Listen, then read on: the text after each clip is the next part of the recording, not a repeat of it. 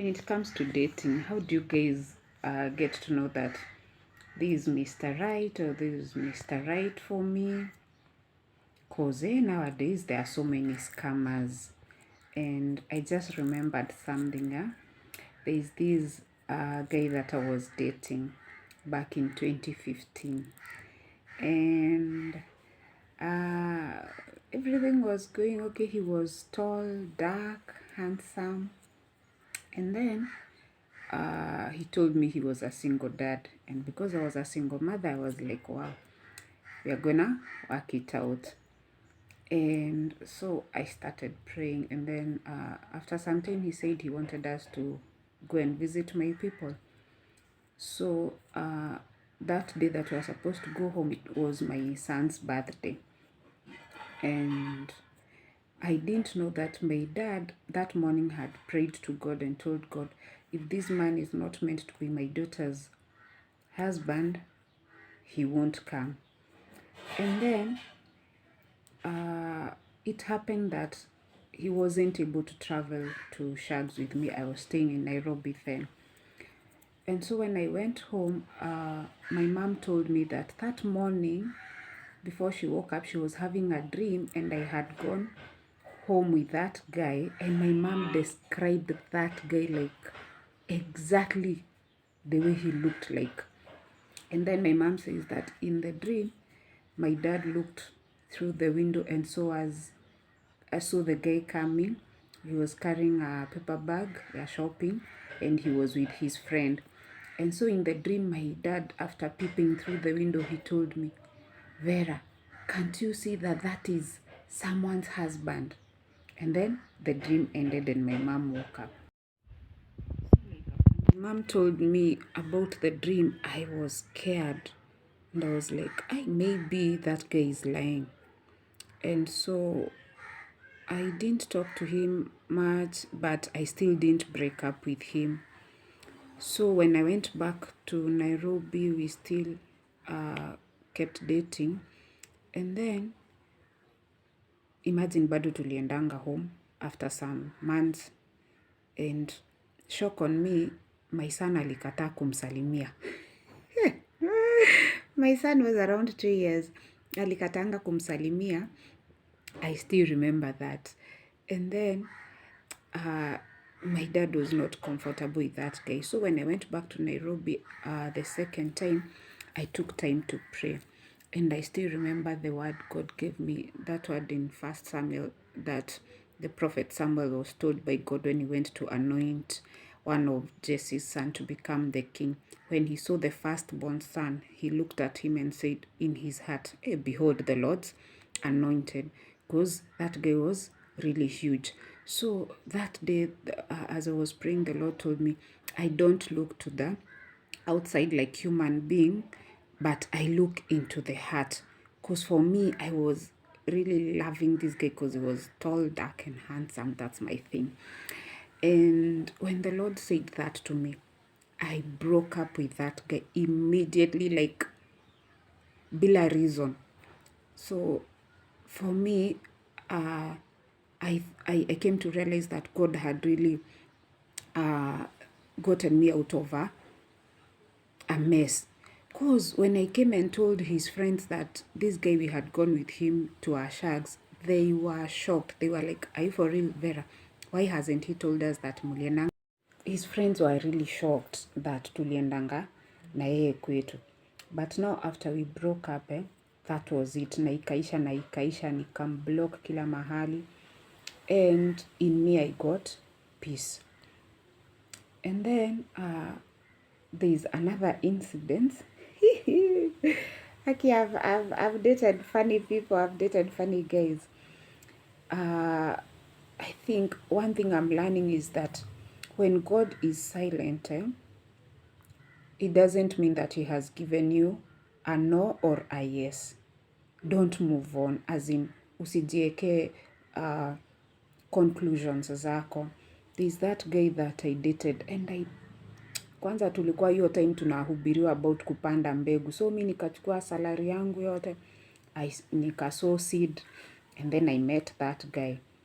And he proposed to me. And I said yes. But after dating him, nikarealize haya, sijaiuliza God kama huyu mtu ni wili yake. So I went back to God to pray and God said nothing.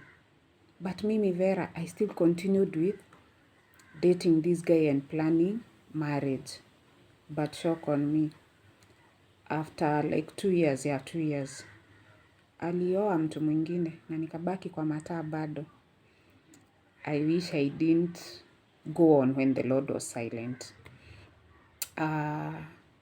Another incident that I can remember is dating this guy that I was dating, and everyone was sure that this is now my husband kabisa kabisa, huyu mpaka Vera uolewe na huyu this one. So everyone was like, huyu Vera, ushaona watu wako so sure, but you as you pray kuna kitu tu unasikia ndani yako. You can't put your fingers on it and say this is the thing, but you can tell he's not the one. So huyo jamaa by the alinisumbua, nilisumbukana. I prayed. I involved people to pray. I still remember one of my girlfriends telling me, "Hey Vera, me anytime I'm praying about this guy, I see him like," akamention another jamaa nilikuwa nimedate ambaye alikuwa ex wangu. So I was like, why is my friend saying like this? Kuna ile pia unaona, and then because that friend of mine was married, I was like, we haunitakii mazuri, venye huu jamaa ninampenda hapana.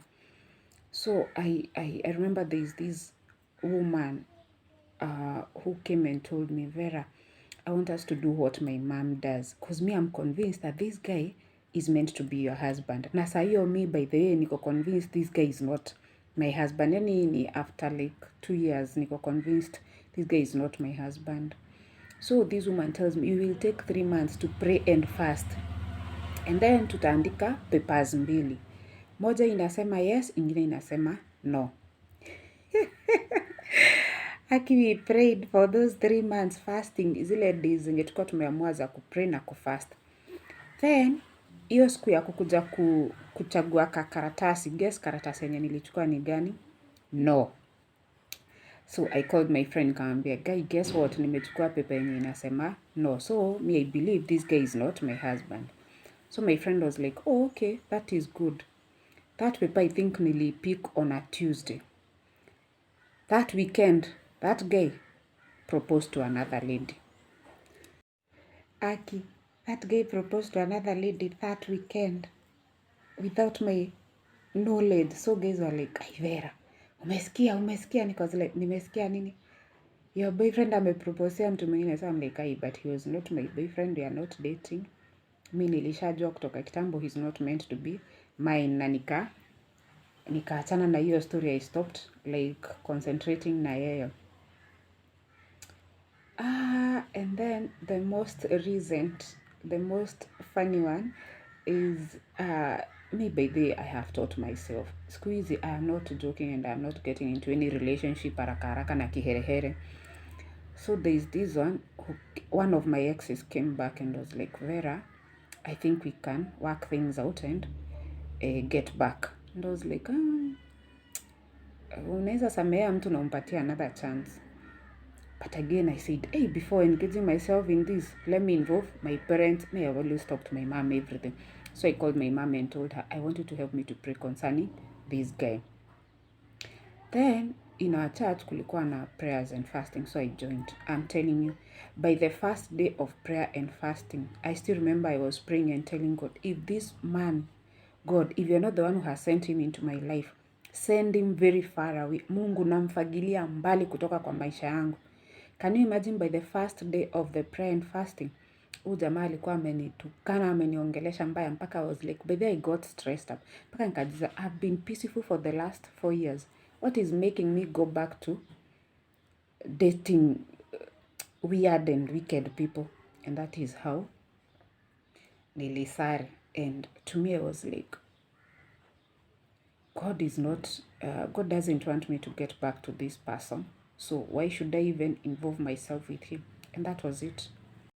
And I've realized before dating or before getting into any relationship at my age, not just at my age, yani kile kitu nimelearn all through is involve God from the word go to avoid heartbreaks and to avoid waste time. Because had I involved God in all of my situations from the word go, thoroughly seriously involving God, singekuwa kwa heartbreaks kadhaa zenye nimekuwa ndani yake. So I'm believing God that one day, one time, nitakuwa na testimony. A testimony that the Lord has finally remembered me and blessed me with a happy and a good run. Not just a God-fearing person, but someone who is meant for me, kama kuna kitu kama hiyo. And I know God is preparing someone for me. So if you are there and you're also waiting on God for marriage, usikue na kiherehere, usikue na haraka. Involve God and pray thoroughly. Pray by this seriously. And naamini siku moja, very soon, sisi wote we will sing a different song. Thank you guys. God bless you and take care. Bye.